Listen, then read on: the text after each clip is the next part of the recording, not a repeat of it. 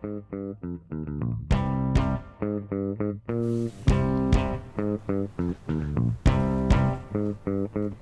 to Meaningful Measurable Marketing. We are the Data Dames of Data Dames Marketing. I'm Jen Carroll. And I'm Annalisa Hilliard. If you like what you're listening to on this podcast, you can connect with us on datadamesmarketing.com. I'm also on Twitter at JenCWriter. And I'm on Twitter at AHilliardM. We're also both on LinkedIn, and you can even find Data Dames Marketing on LinkedIn. So, good morning. Good morning. This is a different time of day than the last recording that we did for the first episode. That's true. That was an afternoon in which we were enjoying an IPA. And today we are caffeinating. Caffeinating. That was your word. Yes, drinking coffee. Well, before we get started, I think we should shout out to our small business highlights. We are drinking Cherry Blend Coffee Roasters. We found them not too long ago, simply by driving by the building, and Annalisa's a coffee snob. Yeah, so my radar for coffee is always on. Yeah. And you're like, and we drove by, and it's kind of not in a place you would expect it to be. It's on Cherry. Well, okay. It's on Cherry Street. Good point. But it also is in the part of town that's more industrial a little bit. You're coming out of downtown, and I still remember we were like, is that a coffee place? It said they had coffee there, but it was so unexpected. But anyway, that's actually how we found them, and now we've tried them, and we're pretty impressed. Yeah. And you can find them online. I think it's cherryblendcoffeeroasters.com. So that's... they'll ship all over the United States. Right. And we have been partaking of Harvest Artisan bread the last couple days. They have a chocolate cherry bread that's to die for, and I died. But you see, you've come back to talk about them on this podcast. I did. I thought it was worth it. Yeah, very much so. Harvest Artisan Bread does not have a website, at least at this point. They are on Instagram at Harvest Artisan Bread. Harvest Artisan Bread. Yes. I bet there is a delicious bread maker near you who could use your support right now. In fact, that's one thing I wanted to mention today. I realize there are so many great small businesses out there right now that are struggling, and we can't support them all. Annalisa and I have definitely tried to support a lot of our favorites, and I'm sure you are too. But one thing you can do that doesn't cost anything is to leave them a review on Google, preferably on Google, but also on Facebook or Yelp. Yeah, so it doesn't cost you anything, and it's often a strategy that makes a huge difference for small businesses, micro businesses, startups. Just getting the word out there about them. You can also share their posts on social media. I've seen a lot of people doing small business shout outs right now, and I think that is awesome. So let's remind our dear listeners. All three of them. My mom being one of them. Yep. Let's remind them what meaningful, measurable marketing is all about. Why that's our focus as a business, and why we've named our podcast that. So the first part is your marketing meaningful? Does it focus on the objectives and goals you have for your business? And that's, again, a lot bigger than,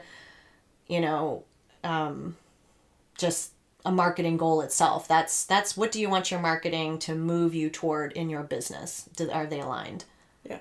And then the measurable part is looking at your data to see whether you're moving in the direction of success, and obviously being able to adjust your strategy accordingly. And I think a lot of times the meaningful part and the measurable part depend in large part on the size of organization that you are, the budget that you have. I mean, there are a lot of really amazing marketing strategies that require enterprise level investments. And maybe more than ever before, those options are going to be out of reach for a lot of people, a lot of businesses. So I think one thing we want to focus on in this podcast is ideas that smaller businesses can use, medium-sized businesses can use when those really big ideas, those really big strategies are out of reach right now. Yeah, so businesses that have a dedicated marketing person or a small marketing team, 2 to 3 people. This is really something that we're trying to focus our attention on for this podcast. Little side note here. We had thought about changing the name of our podcast to... Yeah, so... the and Ah podcast, but... with a little bit of so on the side. But we really would like people to take us seriously, so we decided to stick with meaningful and measurable marketing. So today's episode, how to vet a digital marketing team or agency or consultant or freelancers, and we're going to break down kind of some of the red flags to look for, as well as hiring options, or rather... considerations, I think. Considerations, how to determine whether, what's the best fit. Yeah, so maybe you're wondering why we would be talking about this right now. One key reason is, given the circumstances that we all find ourselves in, we know that companies probably will not be having, I mean, it's a guess, but companies will probably not be having as many employees internally, in-house, going forward. And with the really difficult layoffs and furloughs that we've seen, we know there are also going to be a lot of people out there who are marketing pros, but also I think that will also give rise to there being a lot of people who claim that they do marketing, but don't. So we feel like this might be a good time to consider, think a little bit ahead about, what kind of people, what kind of marketing professionals you want to work with. What are some red flags? I mean, I think that the more experienced you are in marketing for your business, the easier it becomes to see red flags. But let's just start at the basics, at least, of what we feel are some red flags with other people who claim to be marketers. Yeah, so I think in every industry you have those professionals that claim that they do all of it. So the jack of all trades. Jack of all trades. They do everything from paid search to organic search to content to social media. Right, they're great writers. They're great paid advertisers. They're amazing SEOs. They can develop a website. They can do your social media. They can build you a logo. Yeah, right. Design you a logo, I should say. Yeah, they can help you brand. Right. So what are some issues with the jack of all trades? And what are you thinking right now? There's only so much time in a day, and so when you do it all, your depth of knowledge is not very... We've talked about the T-shaped marketer. Maybe, yeah. I think that's a very helpful mental picture. And since we are not showing you pictures right now, describe the T-shaped marketer. Yeah, so they have depth of knowledge and skill in 1 or 2 areas. And then they have a broad understanding of kind of most of the areas that encompass digital marketing. Now I would say that most in-house marketers have to be a jack of all trades to some degree. So we're not saying that a general understanding of all the aspects of marketing is a bad thing. Especially when you're a one-person team, you have to do that. You have to have a general understanding. But when you're looking at different marketing professionals who can really help you make some strides in key marketing areas. The problem with the jack of all trades is they aren't going to bring the depth of knowledge that you need to accomplish goals. Yeah. So that's one thing to look for. Another thing to look for would be the team or the consultant that says that one area of digital marketing is all you need. So let's say they say, oh, all you need is PPC, like paid search. That's, put all your eggs in that basket, and that you'll achieve all the goals that you're going after. Yeah, the problem with and PPC is a great strategy. It's a great short-term strategy, but it doesn't. The moment you stop running those ads, you are right back where you started with before you ran the ads. You didn't make any long-term achievements that will help your marketing, in the future.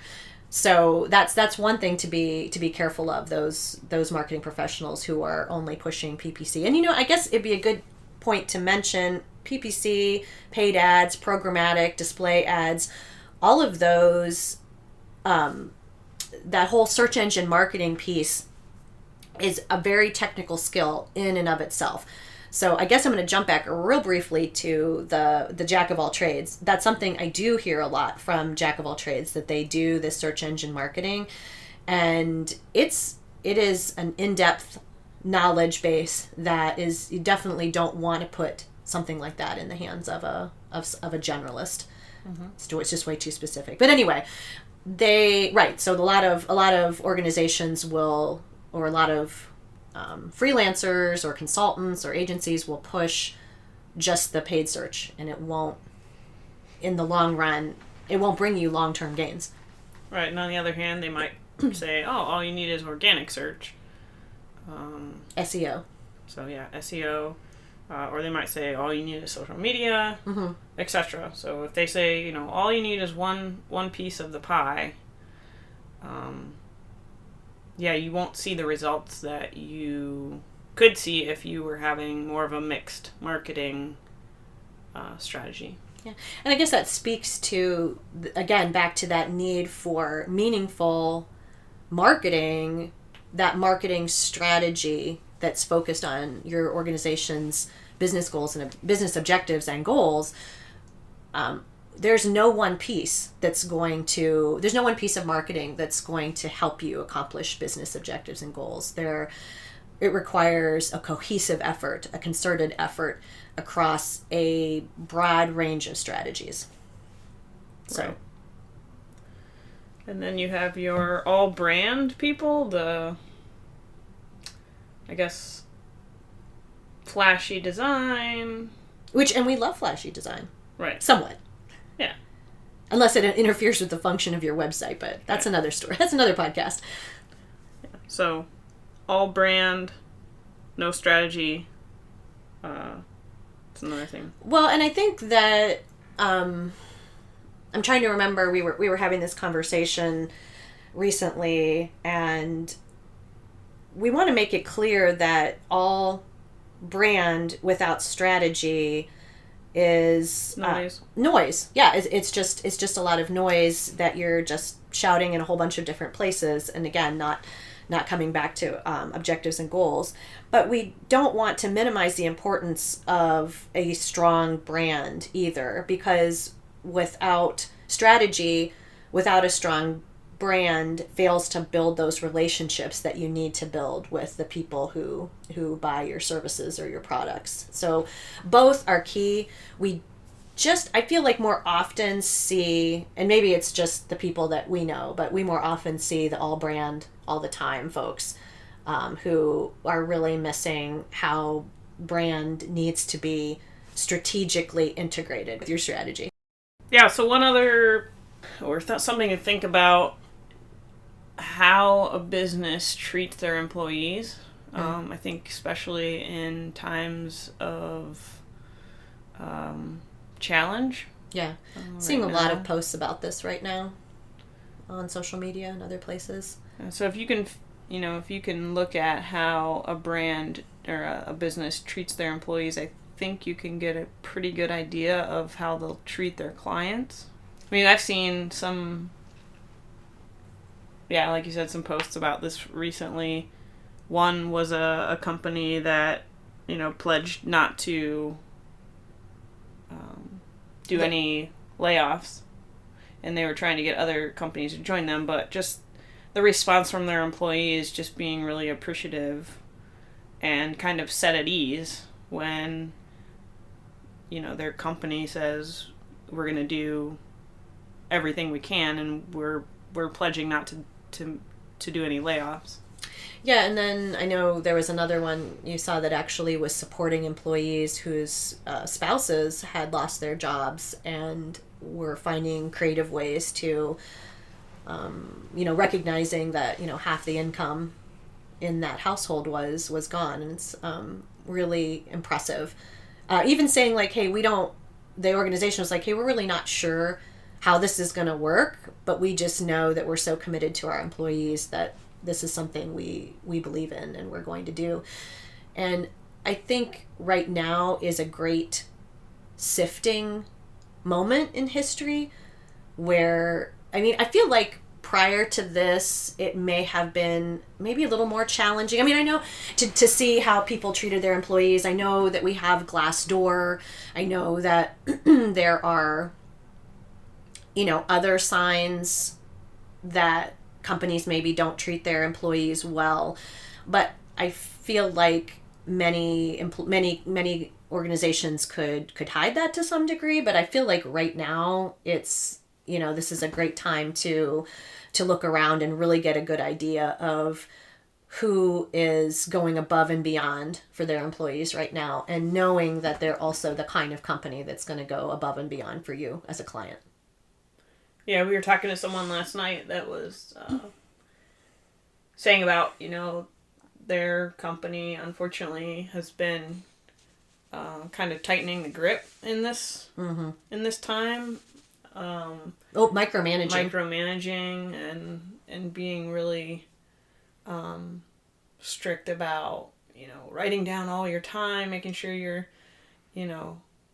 writing down your time so we know exactly how much time you're spending and what you're doing, and just that lack of trust to their employees, that who they've hired.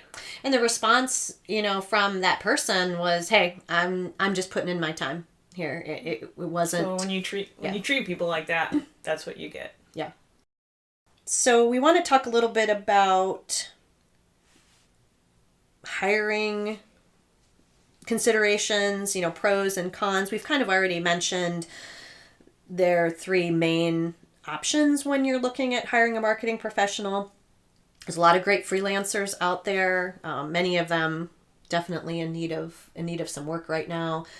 There are obviously plenty of agencies, and then there are consultants. And for the record, Annalisa and I consider ourselves to be consultants. Mm-hmm.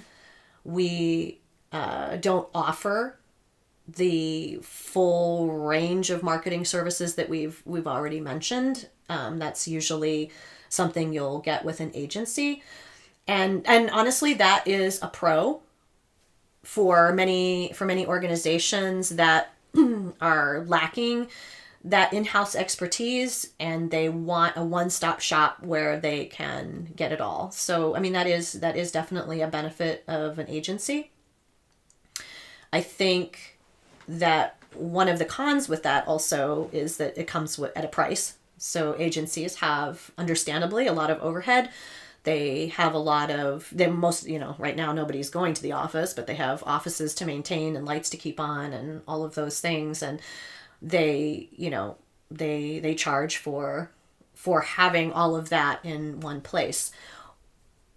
Yeah, it's been my experience in working for an agency that oftentimes, even though you say the ideal is to have a good balanced marketing mix, different seasons, different campaigns only require maybe certain aspects of digital marketing. Mm-hmm. And so you're paying for a whole team in which you may not be using every team member at a given time. Right, good point. And also, and I guess I should say here, Annalisa and I have both worked for agencies. I've been at this for about 24 years, and I've worked for 2. Annalisa has worked for 1. And the other thing that does tend to happen with agencies is, when you think about what we talked about earlier, the T-shaped marketer, somebody with like the deep breadth of knowledge, oftentimes those folks can be hard to keep. Every agency has its challenge bringing in really good talent.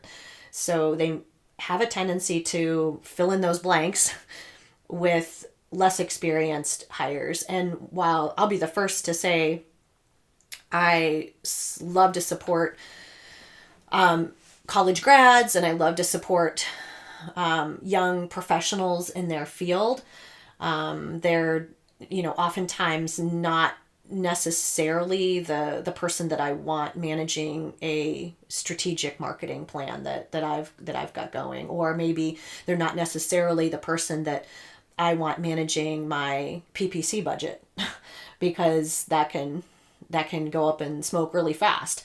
So that happens to flames, I think. Flames, up in flames. Okay. But yeah, that's oftentimes what happens at agencies is they'll have a spot to fill and it will be hard to get that talent that they want, high competition. So they'll have a lot of inexperienced in-house hires. Right. So for freelancers, you have freelancers are really great for like one-off projects or... Mm-hmm. They themselves are often like T-shaped marketers who have a strong depth of knowledge in a technical area or creative. I mean, might be like a lot of creative designer freelancers or developer. Mm-hmm. Right. And that's their area of specialty, and they're very much comfortable and used to being given an assignment, so to speak. Like, yeah, give me a new logo or develop a fresh design that goes with this content, or do a video for me, write me a video script or film my video, so there's a lot of great talented freelancers out there, and most often they are very specialized in one area. And I think as an in-house marketer running a small, either you're the one-person show or you're running a small team, you need to be very comfortable. If you hire freelancers, they can obviously be very cost effective. And again, that depth of knowledge in that one specific area is really key. But you have to be comfortable leveraging each freelancer's strengths and also being that central controller, so to speak, of all the freelancers. Because what often happens is freelancers aren't necessarily collaborating together. They are independent operators who, your a designer may not even talk to your web developer, or, your web developer may never speak to your content writer, and if you're going to leverage freelancers, you have to be comfortable coordinating all of those roles together. So some other options or things to consider for what's the right fit for you. A lot of times companies do a request for proposal, RFP process. The dreaded RFP. And what happens in those, you have several different agencies or some agencies and a couple of consultants come in, give a pitch, a presentation of what they would do if they worked for you. And I think that's good, and that's one piece of the puzzle and one part of the process that you should look at. But another piece, I think, would be to actually have a conversation. I think that's something different than just having someone stand in front of you and present something. Is to actually have a conversation with you, to be able to ask you questions about your company, your goals, to see if they're a good fit for you, and vice versa, if you're a good fit for them. Yeah, just looking to see, what specific recommendations they have for you versus like just a presentation that kind of they could go into any business and give a presentation. Yeah, and I think that's one important discerning factor is the kind of questions that a potential agency would ask, or a potential consultant, somebody who's, if you want somebody to come in and give you some perspective, you want somebody to come in and give you some strategic ideas. I mean, you may have been an in-house marketer for 20 years, and we all need different perspective. Sometimes we all need new and fresh ideas. You have that conversation because you're looking for somebody that is going to ask you really compelling questions. So I think like when you just do an RFP and you're just looking for, the dog and pony show, I guess I don't want to minimize it. An RFP is a really important accountability tool, and I think that organizations are right to use them, but at the same time, they tend to be very one-sided. So we want to mention that one option that I think more marketers could look at are short-term, I don't want to use the word contract, but kind of a short-term trial period. Yeah, to give agencies or consultants or even freelancers an opportunity to show what they can do. Not with the idea that, after 3 months, we're just going to get rid of you, but a 3-month time when we're going to say, hey, after we're going to go down this path with these recommendations, we're going to give this a try. Let's reconvene. Let's circle the wagon, so to speak, in 3 months and have another conversation. And I think any organization that really wants to serve you well as a client is going to be willing to do something like that. And that's something, again, Annalisa and I have done quite often now with clients, because we don't want to necessarily lock them into a long-term client. Contract. Not to say that you're going to see results in 3. You're not going to see like your entire marketing program turn around in 3 months. Right. But at the same time, you will be able to know whether or not it's a good relationship by, trying out the communication. Are they responsive? Yeah, it's really like trying out that fit. And I can't overemphasize the importance of communication with your team. So many times when we've talked to potential clients, one thing that always seems to come up is the agency or the consultant or whatever that they signed a contract with, and then they would have to ask them for everything. Like they would have to ask, where's the report? Where's the artwork? So they were having to do like all the work in that relationship, where it really needs to be a partnership. So we want to finish up with what this has to do with meaningful, measurable marketing, because we promised that would be the focus in some way, in some shape or form with every episode that we do. And I think I mentioned already, more than ever, we need discernment at this time. And we're all in uncharted waters. And I can almost guarantee you that your marketing program is going to have some failures in the coming months, because we're just all trying to figure things out. Well, even so, that's typical. I mean, you're never going to have 100% success. Yeah. And you're never going to, you shouldn't have 100% failure either. Right. So. And that goes back to the, again, if you have marketing that's focused on your objectives and goals, and you have metrics in place that you are monitoring, then you're going to be able to make some forward motion. It might be 2 steps forward and 1 step back, but you want to be able to do that with an organization, an agency, consultant, freelancers who are a good fit for you. And that concludes episode 2 of Meaningful, Measurable Marketing. Hopefully there will be a few things in there a few good takeaways. I'm Jen Carroll. And I'm Annalisa. Annalisa Hilliard. And if you liked what you heard, please connect with us on datadamesmarketing.com. You can also find us on Twitter at GenCWriter and Hilliard M. And we are both on LinkedIn. Until next time.